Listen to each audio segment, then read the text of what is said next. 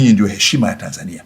Kwa nawaomba katika mashindano mtakao kwenda kule Morocco muwe fahari ya Tanzania. Lakini naomba mkaikuze taswira ya Tanzania kama alivyosema Mheshimiwa Waziri wa mambo ya nchi za nje. Tutapata nafasi ya kukutana Tanga, Dar es Salaam, tutakuwa na darasa zima.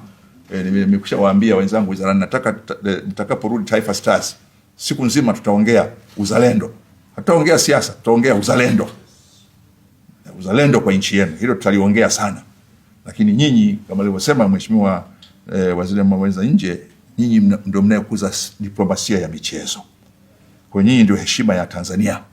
Na ndio maana tuko hapa, tunapita njia mimi na Waziri wa mambo ya nje kwa shughuli nyingine, kuna mikutano inaendelea hapa, lakini tumeona tuje.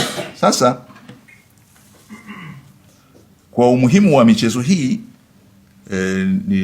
nilikwisha mwelekeza na kibali kimetoka.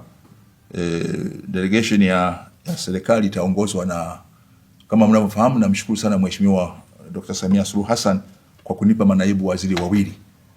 Kweli ile wizara ni kubwa, ni wizara 4 ndani ya wizara moja. Kwa hiyo nimshukuru sana Mheshimiwa Rais kwa upendeleo alinipa mimi kunipa manaibu waziri wawili. Kwa hiyo tuna naibu waziri ambaye mmemzoea, baadhi yenu mmeshamfahamu muda mwingi, Mheshimiwa Mwinjuma, lakini pia sasa tuna naibu waziri wa pili Paul Christian Makonda.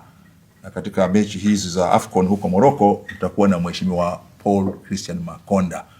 Nadhani atakuwa naungana na nyinyi muda wowote baada ya tarehe 20-21 mtakuwa naye katika muda wote wa mashindano.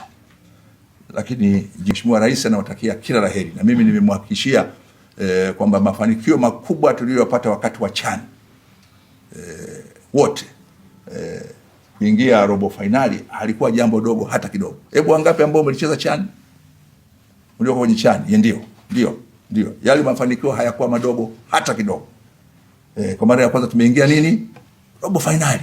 Na hilo sio jambo dogo. Kwa hata huku tunatarajia mafanikio makubwa zaidi katika AFCON kwa maandalizi ya AFCON ya 2027.